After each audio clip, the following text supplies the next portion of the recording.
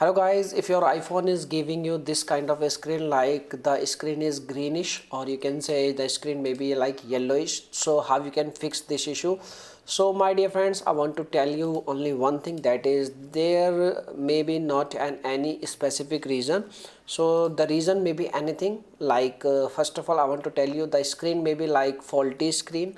So maybe the screen may be damaged, or you can say like graphic chip also may be damaged, and maybe your display connector you can say loose or damaged, or maybe malfunction of you can say hardware, maybe some iOS related issue.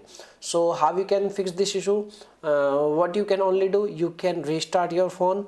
This is the only option for your purpose. Okay, so you can restart your phone and you can try it. If the this problem will not work for you, or you can say this solution will not work for you, so the next solution is only this: you need to visit your nearest iPhone store or like repairing shop, or you can say you need to visit your nearest local you can say mobile repairing shop, and they will check the issue, what is the main issue, like iOS related issue. Then they will upgrade your iOS, and if there is any kind of display connector issue, then they will you can say repair your display connector.